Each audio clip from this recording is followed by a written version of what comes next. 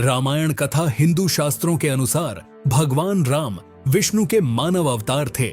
इस अवतार का उद्देश्य मृत्युलोक में मानव जाति को आदर्श जीवन के लिए मार्गदर्शन देना था। अंततः श्री राम ने राक्षसों का वध किया और धर्म की पुनर्स्थापना की। सरयू नदी के किनारे कौशल नामक एक राज्य था, जिसकी राजधानी का नाम था अयोध्या, और अयोध्या के राजा थे दशरथ। इक्ष्वाकु वंश के सबसे तेजस्वी राजा दशरथ जी की 3 पत्नियां थीं, जिनके नाम थे रानी कौशल्या, रानी कैकई और रानी सुमित्रा। लेकिन बहुत समय से उनकी कोई भी संतान नहीं थी, जिसके कारण उन्हें उत्तराधिकारी की कमी हमेशा सताती थी। इसके विषय में उन्होंने ऋषि वशिष्ठ से बात की और पुत्र कामाष्टि यज्ञ करवाया। यज्ञ के कारण उनके पत्नियों को 4 पुत्र रत्न प्राप्त हुए। उनकी पहली पत्नी माता कौशल्या से प्रभु श्री राम का जन्म हुआ, माता कैकई से भरत जी का जन्म हुआ और माता सुमित्रा से लक्ष्मण और शत्रुघ्न जी का जन्म हुआ। सभी राजकुमार शास्त्रों में और युद्ध कला में निपुण थे। भगवान श्री राम लगभग 16 वर्ष के हुए तब ऋषि विश्वामित्र राक्षसों के खिलाफ मदद की तलाश में राजा दशरथ से मिलने आए और यज्ञ में विघ्न डालने वाले राक्षसों का अंत करने में श्री राम और लक्ष्मण जी की मदद मांगी। भगवान श्री राम और भाई लक्ष्मण जी पिता के आदेशानुसार ऋषि विश्वामित्र की मदद करने निकल पड़े और राक्षसी ताड़िका के साथ साथ कई राक्षसों का अंत करने में सफल रहे, जिसके फलस्वरूप ऋषि विश्वामित्र जी ने उन्हें कई दिव्य अस्त्र प्रदान किए। एक दूसरे प्रदेश मिथिला के राजा जनक भी निसंतान थे। ऋषि के कहने पर राजा जनक ने अपने राज्यों के खेत में हल चलाना शुरू किया। हल चलाते समय उन्हें एक धातु से टकराने की आवाज आई। राजा जनक ने देखा तो उन्हें शीत के कलश में एक कन्या जमीन में घड़ी हुई मिली। उस कन्या को जैसे ही राजा जनक ने मिट्टी से निकाला, राज्यों में बारिश होने लगी और उस कन्या को राजा जनक अपने महल ले गए। हल के निचले हिस्से को शीत कहा जाता है, इसलिए उस कन्या का नाम सीता रखा गया। धीरे धीरे मां सीता बड़ी हुई और उनके विवाह का समय आया। श्री राम अयोध्या के राजा दशरथ के ज्येष्ठ पुत्र थे। श्री राम बहुत ही साहसी, बुद्धिमान और आज्ञाकारी, और मां सीता बहुत ही सुंदर और पुण्य आत्मा थी। माता सीता की मुलाकात श्री राम से उनके स्वयंवर में हुई, जो सीता माता के पिता मिथिला के राजा जनक द्वारा आयोजित किया गया था। ये स्वयंवर माता सीता के लिए उत्तम वर की खोज में आयोजित किया गया था। राजा जनक ने माता सीता के स्वयंवर में एक शर्त रखी, जिसमें उन्होंने शिव जी के धनुष को उठाकर उसमें रस्सी चढ़ाने वाले व्यक्ति से माता सीता का विवाह करने की शर्त शामिल थी। उस आयोजन में कई राज्यों के राजकुमार और राजाओं को आमंत्रित किया गया था। शर्त ये थी कि जो कोई भी इस शिव धनुष को उठाकर धनुष में रस्सी को चढ़ा सकेगा, उसी का विवाह माता सीता से होगा। सभी राजाओं ने कोशिश तो किया, परंतु वे धनुष को हिला भी न सके। जब भगवान श्री राम की बारी आई तो श्री राम ने एक ही हाथ से धनुष उठा लिया और जैसे ही उसके तार को खींचने की कोशिश की, वो धनुष 2 टुकड़ों में टूट गया। इस प्रकार श्री राम और मां सीता का विवाह हुआ। इस प्रकार श्री राम का विवाह मां सीता से, लक्ष्मण जी का विवाह माता सीता की छोटी बहन उर्मिला से और भरत जी और शत्रुघ्न जी का विवाह राजा जनक के छोटे भाई की 2 पुत्रियों मांडवी और श्रुतकीर्ति से हो गया। जब प्रभु श्री राम भगवान शिव का धनुष तोड़ देते हैं तो इसकी सूचना परशुराम जी को मिलती है और वे क्रोधित होते हुए जनक की सभा में आ जाते हैं। वहां जब वे राम को भला बुरा कहने लगते हैं, तब लक्ष्मण जी से रहा नहीं जाता और फिर वे परशुराम का मजाक उड़ाते हुए उन्हें कटु वचनों में शिक्षा देने लगते हैं। बाद में श्री रामचंद्र जी और परशुराम जी में बहुत बहस होती है और अंत में श्री राम जी उनके क्रोध को शांत करते हैं और उन्हें अपना परिचय देते हैं और परशुराम जी वहां से चले जाते हैं। भगवान परशुराम को विष्णु जी का अवतार माना जाता है। जब श्री राम की एक तरफ राज तिलक करने की तैयारी हो रही थी, तभी उनकी सौतेली मां कैकई अपने पुत्र भरत को अयोध्या का राजा बनाने का षड्यंत्र रच रही थी। ये षड्यंत्र बूढ़ी मंथरा के द्वारा किया गया था। दरअसल रानी कैकई ने एक बार राजा दशरथ के जीवन की रक्षा की थी। तब राजा दशरथ ने उन्हें कुछ भी 2 वर मांगने के लिए कहा था, पर रानी कैकई ने कहा था कि वो समय आने पर जरूर मांग लेंगी। उसी वचन के बल पर रानी कैकेयी ने राजा दशरथ से पुत्र भरत के लिए अयोध्या का सिंहासन और श्री राम के लिए 14 वर्ष का वनवास मांगा। श्री राम तो आज्ञाकारी थे, इसलिए उन्होंने अपनी सौतेली मां कैकेयी की बातों को आशीर्वाद माना और देवी सीता और प्रिय भाई लक्ष्मण जी के साथ 14 वर्ष का वनवास व्यतीत करने के लिए राज्य छोड़कर चले गए। इस असीम दुख को राजा दशरथ जी सह नहीं पाए और उनकी मृत्यु हो गई। कैकेयी के पुत्र भारत जी को जब ये बात पता चला तो उन्होंने भी राजगद्दी लेने से इनकार कर दिया और अपने बड़े भाई श्री राम को वापस लाने के लिए वन चित्रकूट में गए। भारत जी ने प्रभु श्री राम से बहुत विनती की कि आप घर चले और राज्य संभाले, लेकिन प्रभु श्री राम ने उन्हें ये कहकर लौटा दिया कि पिता को दिया हुआ वचन नहीं तोड़ सकता। भरत जी के द्वारा नहीं आने पर उन्होंने प्रभु श्री रामचंद्र जी की चरण पादुका ले ली और उसे लेकर चले गए। राजा भरत ने सिंहासन पर श्री रामचंद्रन की चरण पादुका रखकर 14 वर्ष तक शासन किया था। उधर श्री राम, मां सीता और भाई लक्ष्मण जी वनवास के लिए निकल पड़े। रास्ते में उन्होंने कई असुरों का संहार किया और कई ऋषि मुनि और अच्छे लोगों से भी मिले। वे चित्रकूट में एक छोटी सी कुटिया बनाकर रहने लगे। एक बार की बात है, लंका का असुर राजा रावण की छोटी बहन सूर्पणखा ने श्री राम को देखा और वो मोहित हो गई।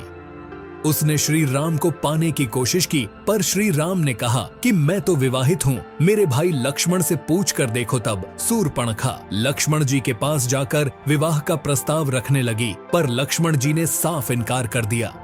तब सूर्पणखा क्रोधित होकर माता सीता पर आक्रमण कर देती है। ये देखकर लक्ष्मण जी ने चाकू से सूर्पणखा का नाक काट दिया। कटे हुए नाक के साथ रोते हुए जब सूर्पणखा लंका पहुंची तो सारी बातों को जानकर रावण बहुत क्रोध में आ गया। उसके बाद रावण ने सीता हरण की योजना बनाई। योजना के तहत रावण ने मारीच नामक एक राक्षस को चित्रकूट की कुटिया के पास एक सुंदर हिरण के रूप में भेजा। जब मारीच को मां सीता ने देखा तो उन्होंने श्री राम से उस हिरण को पकड़कर लाने के लिए कहा। देवी सीता की बातों को मानकर श्री राम उस हिरण को पकड़ने उसके पीछे पीछे गए और लक्ष्मण जी को आदेश दे गए कि वे सीता माता को छोड़कर कहीं न जाएं।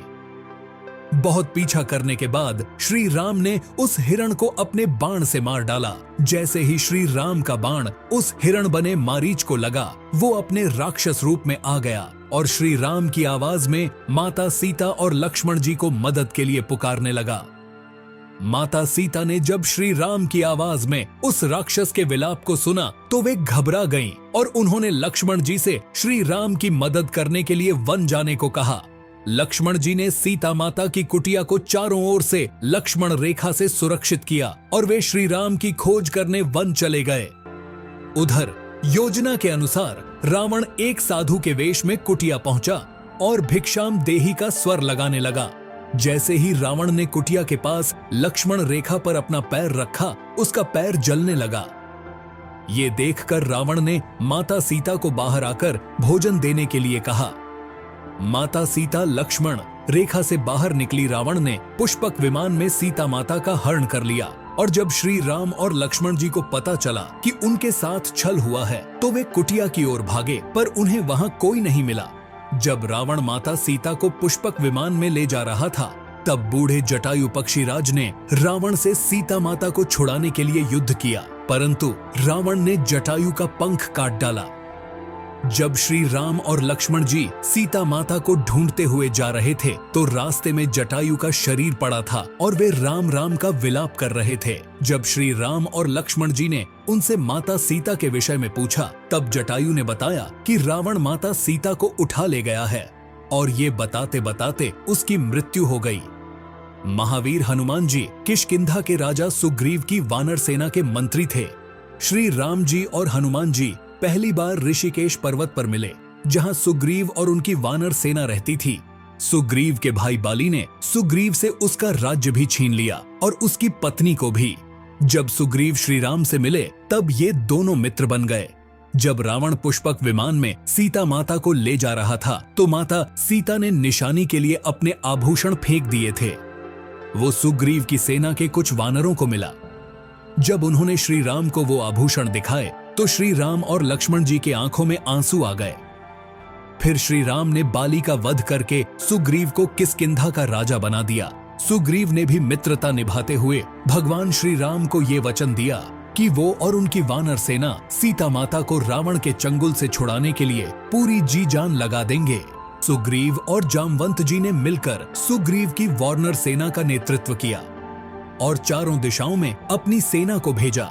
सभी दिशाओं में ढूंढने के बाद भी कुछ ना मिलने पर ज्यादातर सेना वापस लौट आई।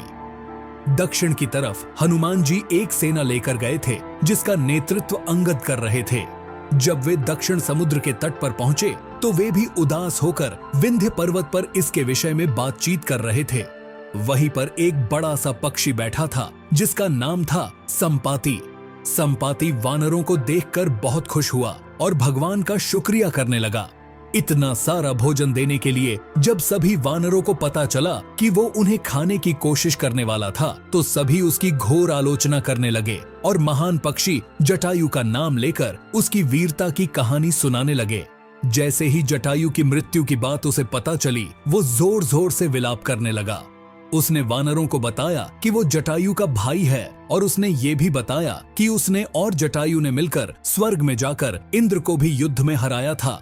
वो तो सूर्य की तेज किरणों से जटायु की रक्षा करते समय उसके सभी पंख जल गए और वो इस पर्वत पर गिर गया। उसने वानरों को बताया कि वो बहुत ज्यादा जगह पर जा चुका है। उसने ये भी बताया कि लंका का असुर राजा रावण ने माता सीता को अपहरण किया है और उसे दक्षिण समुद्र के दूसरी ओर उसका राज्य है। इसके बाद जामवंत जी ने हनुमान जी की सभी शक्तियों को याद दिलाया, जिसे सुनकर हनुमान जी का मन हर्षित हो गया और वे समुद्र तट किनारे स्थित सभी लोगों से बोले कि आप सभी यही मेरा इंतजार करें, तब तक जब तक मैं सीता माता को देखकर वापस ना लौट आऊं। यह कहकर वे समुद्र के ऊपर से उड़ते हुए आगे चले गए।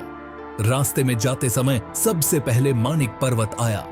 पर्वत ने हनुमान जी से कुछ देर आराम कर लेने के लिए कहा, पर हनुमान जी ने उत्तर दिया कि जब तक मैं श्री राम जी का कार्य पूरा न कर लूं, तब तक मेरे जीवन में विश्राम की कोई जगह नहीं है, और वे उड़ते हुए आगे चले गए।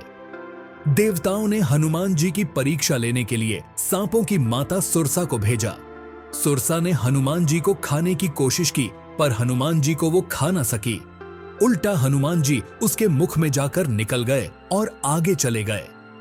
समुद्र में एक छाया को पकड़कर खा लेने वाली राक्षसी सिंहिका रहती थी। उसने हनुमान जी को पकड़ लिया, पर हनुमान जी ने उसे भी मार गिराया। समुद्र तट पर पहुंचने के बाद हनुमान जी एक पर्वत के ऊपर चढ़ गए और वहां से उन्होंने लंका की ओर देखा। लंका का राज्य उन्हें दिखाई दिया, जिसके सामने एक बड़ा सा द्वार था और पूरा लंका सोने का बना हुआ था। हनुमान जी ने एक छोटा सा रूप धारण किया और वे द्वार से अंदर जाने लगे। उसी द्वार पर लंकिनी नामक एक राक्षसी रहती थी। उसने हनुमान जी का रास्ता रोका तो हनुमान जी ने एक जोर का गुस्सा दिया तो वो नीचे जाकर गिरी। उसने डर के मारे हनुमान जी को लंका के अंदर जाने दिया। हनुमान जी ने माता सीता को महल में हर जगह ढूंढा, पर माता सीता उन्हें कहीं नहीं मिली। थोड़ी देर ढूंढने के बाद उन्हें एक ऐसा महल दिखाई दिया जिसके सामने एक तुलसी का पौधा था। ये देखकर हनुमान जी अचंभे में पड़ गए और उन्हें ये जानने की इच्छा हुई कि आखिर ऐसा कौन है जो इन असुरों के बीच में भी भक्त है।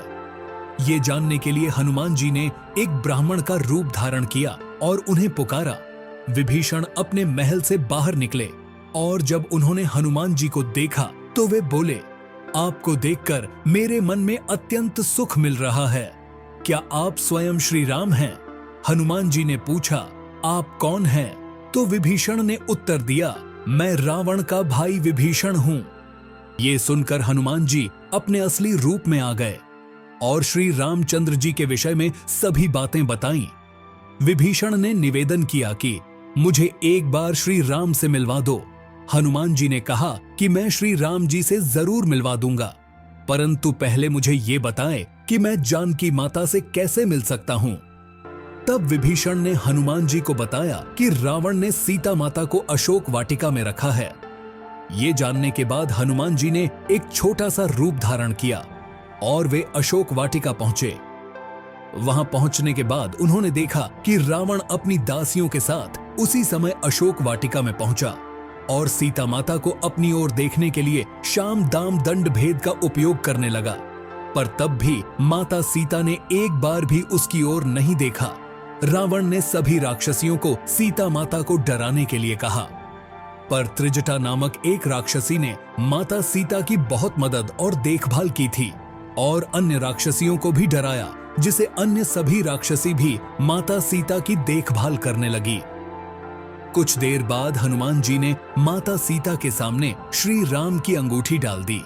श्री राम नाम से अंकित अंगूठी को देखकर सीता माता की आंखों से खुशी के आंसू निकल पड़े, परंतु सीता माता को संदेह हुआ कि कहीं ये रावण की कोई चाल तो नहीं। अब माता सीता ने पुकारा कि कौन है जो ये अंगूठी लेकर आया है। उसके बाद हनुमान जी प्रकट हुए, पर हनुमान जी को देखकर भी सीता माता को विश्वास नहीं हुआ। इसके बाद हनुमान जी ने मधुर वचनों के साथ प्रभु रामचंद्रन जी के गुणों का वर्णन किया और बताया कि वे श्री राम जी के दूत हैं। माता सीता ने व्याकुलता से श्री राम जी का हाल चाल पूछा। हनुमान जी ने कहा, हे माते, श्री राम जी बिल्कुल ठीक है और वे आपको बहुत याद करते हैं। वे बहुत जल्द ही आपको लेने आएंगे और मैं शीघ्र ही आपका संदेश श्री राम जी के पास पहुंचा दूंगा। तब हनुमान जी ने सीता माता से श्री राम जी को दिखाने के लिए कुछ चीज मांगा, तो माता सीता ने हनुमान जी को अपने कंगन उतार कर दे दिए। अब इस सब के बाद हनुमान जी को बहुत भूख लगी थी, तो हनुमान जी अशोक वाटिका में लगे पेड़ों के फलों को खाने लगे। फलों को खाने के साथ साथ हनुमान जी उन पेड़ों को तोड़ने भी लगे। तभी रावण के सैनिकों ने हनुमान जी पर प्रहार किया और हनुमान जी ने सभी को मार गिराया। जब रावण को इस बात का पता चला कि कोई बंदर अशोक वाटिका में उत्पात मचा रहा है, तो रावण ने अपने पुत्र अक्षय कुमार को भेजा। हनुमान जी ने उसे क्षण भर में मार डाला। कुछ देर बाद जब रावण को अपने पुत्र की मृत्यु का पता चला, तो वो बहुत ज्यादा क्रोधित हुआ। उसके बाद रावण ने अपने ज्येष्ठ पुत्र मेघनाद को भेजा। हनुमान जी के साथ मेघनाद का बहुत ज्यादा युद्ध होता है और कुछ न कर पाने के बाद मेघनाद ने ब्रह्मास्त्र का सहारा लिया। ब्रह्मास्त्र का सम्मान करते हुए हनुमान जी स्वयं बंधक बन गए। हनुमान जी को रावण की सभा में लाया गया। रावण हनुमान जी को देखकर हंसा और फिर क्रोधित होकर उनसे प्रश्न किया, तूने किस कारण अशोक वाटिका को तहस नहस कर दिया? तूने किस कारण मेरे सैनिकों और पुत्र का वध कर दिया? क्या तुझे अपने प्राण जाने का डर नहीं है? यह सुनकर हनुमान जी ने उत्तर दिया, जिसने महान शिव धनुष को पल भर में तोड़ डाला, जिसने खरदूषण और बाली को मार गिराया, जिसकी प्रिय पत्नी का तूने अपहरण किया है। मैं उन्हीं का दूत हनुमान हूं। मुझे भूख लग रही थी, इसलिए मैंने फल खाए और तुम्हारे सैनिकों ने मुझे खाने नहीं दिया। अभी भी समय है, सीता माता को श्री राम को सौंप दो और उनसे क्षमा मांग लो। रावण हनुमान जी की बातों को सुनकर हंसने लगा और बोला, रे दुष्ट, तेरी मृत्यु तेरे सिर पर है। ऐसा कहकर रावण ने अपने मंत्रियों को हनुमान जी को मार डालने का आदेश दिया। ये सुनकर सभी मंत्री हनुमान जी को मारने दौड़े। तभी विभीषण वहां आ पहुंचे और बोले, रुको, दूत को मारना सही नहीं होगा। ये नीति के विरुद्ध है, इसे कोई और दंड देना चाहिए। सभी ने कहा कि बंदर की पूंछ उसे सबसे प्यारी होता है, क्यों ना तेल में कपड़ा डुबाकर इसके पूंछ में बांधकर आग लगा दिया जाए।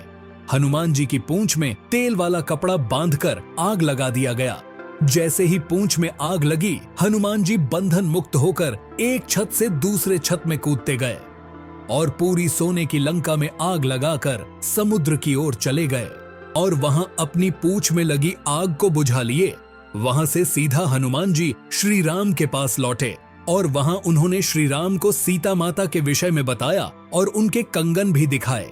सीता माता की निशानी को देखकर श्री राम भावुक हो गए। अब श्री राम और वानर सेना के चिंता का विषय था कि कैसे पूरी सेना समुद्र की दूसरी ओर जा सकेंगी। श्री राम जी ने समुद्र देव से निवेदन किया कि वे रास्ता दे ताकि उनकी सेना समुद्र पार कर सके, परंतु बार बार कहने पर भी समुद्र देव ने उनकी बात नहीं माने। तो भगवान श्री राम ने लक्ष्मण जी से धनुष मांगा और अग्नि बाण को समुद्र पर साधा, जिसे कि पानी सूख जाएगा और वे आगे बढ़ सकेंगे।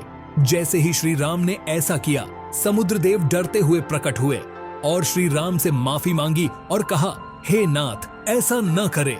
आपके इस बाण से मेरे में रहने वाले सभी जीव और जीवित प्राणियों का अंत हो जाएगा। श्री राम जी ने कहा, हे समुद्रदेव, हमें ये बताए कि मेरी ये विशाल सेना इस समुद्र को कैसे पार कर सकेंगे। समुद्रदेव ने कहा, हे रघुनंदन राम, आपकी सेना में 2 वानर हैं, नल और नील। उनके स्पर्श करके किसी भी बड़े से बड़े पत्थर को पानी में तैराया जा सकता है। ये कहकर समुद्रदेव चले गए।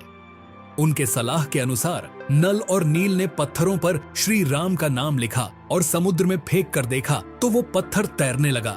उसके बाद एक करके नल और नील ने पत्थरों को फेंकते रहे और समुद्र के अगले छोर तक पहुंच गए। श्री राम ने अपनी सेना के साथ समुद्र किनारे डेरा डाला। जब इस बात का पता रावण की पत्नी मंदोदरी को चला, वो घबरा गई।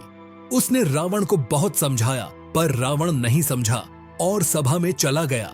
रावण के भाई विभीषण ने भी रावण को बहुत समझाया और सीता माता को सम्मान पूर्वक श्री राम को सौंप देने के लिए कहा, परंतु ये सुनकर रावण क्रोधित हो गया और अपने ही भाई को लात मारकर बाहर कर दिया। विभीषण ने अपना राज्य छोड़ दिया और वे श्री राम के पास गए। प्रभु श्री राम ने भी खुशी के साथ उन्हें स्वीकार किया और अपने डेरे में रहने के लिए जगह दी।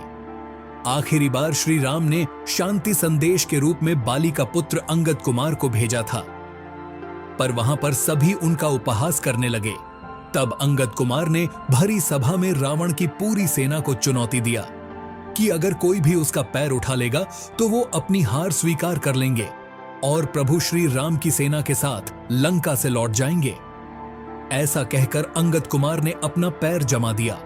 इसके बाद रावण के दरबार में एक एक करके सभी योद्धा आने लगे, लेकिन कोई भी अंगद कुमार का पैर उठा नहीं पाया। रावण के पुत्र मेघनाद ने भी कोशिश की और वो भी असफल रहा। अब रावण खुद अंगद कुमार का पैर उठाने आया और जैसे ही रावण अंगद कुमार का पैर पकड़ने नीचे झुका, उसका मुकुट नीचे गिर गया तो अंगद कुमार ने अपना पैर हटा लिया और कहा कि ये चुनौती सिर्फ उनके सेना के लिए थी। ऐसा कहकर अंगद कुमार वो मुकुट लेकर वहां से चले गए। इसके बाद श्री राम और रावण की सेना के बीच भीषण युद्ध हुआ। इस युद्ध में लक्ष्मण जी पर रावण के पुत्र मेघनाद ने शक्ति बाण से प्रहार किया था, जिसके कारण हनुमान जी संजीवनी बूटी लेने के लिए हिमालय पर्वत पर गए थे, परंतु वे उस पौधे को पहचान न सके, जिसके कारण वे पूरा हिमालय पर्वत उठा लाए थे। रावण के भाई कुंभकर्ण जैसे महारथी असुर को भी भगवान श्री राम ने अपने बाण से मार गिराया। इस युद्ध में रावण की विशाल सेना को श्री राम की सेना ने परास्त कर दिया और अंत में श्री राम ने रावण की नाभि में बाण मारकर उसे मृत्यु लोक पहुंचा दिया और सीता माता को छुड़ा लेते हैं। श्री राम विभीषण को लंका का राजा बना देते हैं, परंतु श्री राम माता सीता से मिलने से पूर्व उनकी अग्नि परीक्षा लेते हैं। उसके बाद श्री राम माता सीता और भाई लक्ष्मण जी के साथ अयोध्या अपने राज्य 14 वर्ष के वनवास से लौटते हैं। उसके बाद श्री राम को अयोध्या का राजा घोषित किया गया और उनका जीवन खुशियों से बीत रहा था। कुछ समय बाद माता सीता गर्भवती हो जाती है, परंतु जब श्री राम लोगों के मुख से अग्नि परीक्षा के विषय में सुनते हैं, सीता माता को अयोध्या छोड़कर चले जाने को कहते हैं। माता सीता को इस बात से बहुत दुख होता है। माता सीता को महर्षि वाल्मीकि जी अपने आश्रम में आश्रय देते हैं।